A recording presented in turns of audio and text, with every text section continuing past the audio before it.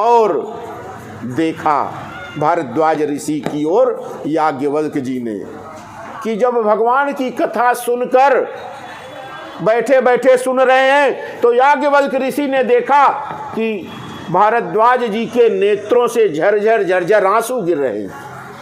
क्या हुआ महाराज? पूछा याज्ञवल्क्य ने, भारद्वाज क्या बात है?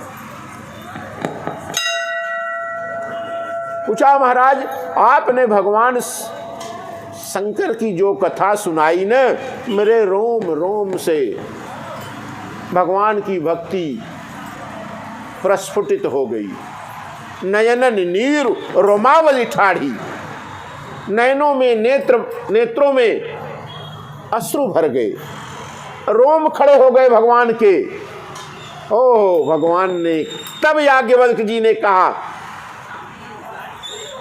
अहो धन्य तव जन्म मुनीसा, तुम ही प्राण सम प्रिय गौरीसा। अरे भरद्वाज जी, आपके साथ सत्संग करके तो मेरा जीवन सफल हो गया। ऐसे संतों के साथ सत्संग करने का जो लाभ मिला वो आज तक मुझे प्राप्त नहीं हुआ। क्यों? क्योंकि आप जैसे सत्संग करने वाले अगर संत मिल जाए तो मेरे ज्ञान का भी उपयोग हो जाता है। इसीलिए भारद्वाज जी एक बात कहूं? बोलिए महाराज, बोलिए। बोले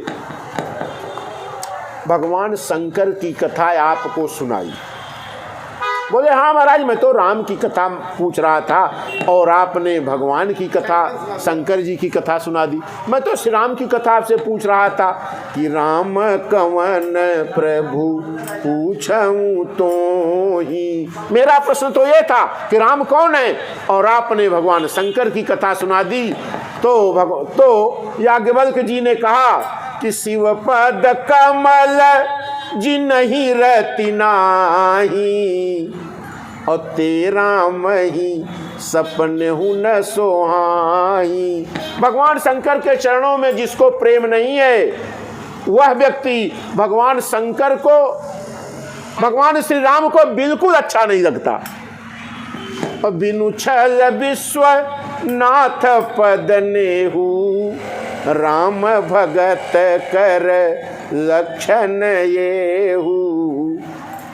राम के भक्त का यही लक्षण है कि उसे सबसे ज्यादा प्रेम भगवान शंकर में होना चाहिए।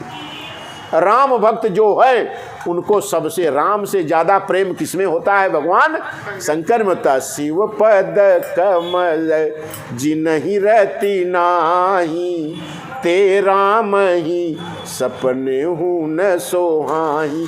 राम को वो व्यक्ति स्वप्न में भी अच्छा नहीं लगता जो राम का तो भक्त हो लेकिन भगवान शंकर का भक्त न हो। इसलिए अगर राम की भक्ति करनी है, श्री राम को प्राप्त करना है, तो पहले महादेव के चरण शरण में जाना ही पड़ेगा, और वो भी छल रहित। बिनु छल विश्वनाथ पद नेहू, राम भगत कर लक्षण येहू। ये राम के भक्त का यही लक्षण है। इसीलिए प्रथम ही मैं कही शिव चरित, बूझा मरम तुम्हार। प्रथम ही मैं कही शिव चरित, इसलिए भरद्वाज मैंने आपको पहले भगवान शंकर की कथा सुनाया। प्रथम ही मैं कही शिव चरित, बूझा मरम तुम्हार। और सुचि सेवक तुम राम के, रहित समस्त विकार। आप वास्तव में श्री राम की कथा सुनने योग्य हैं। मैं तो आपका मर्म देख रहा था कि क्या आप राम की कथा सुनने के हकदार हैं या नहीं। क्यों? क्योंकि अगर आपको श्री भगवान महादेव की कथा अच्छी नहीं लगेगी तो आपको राम की कथा में आनंद नहीं आएगा।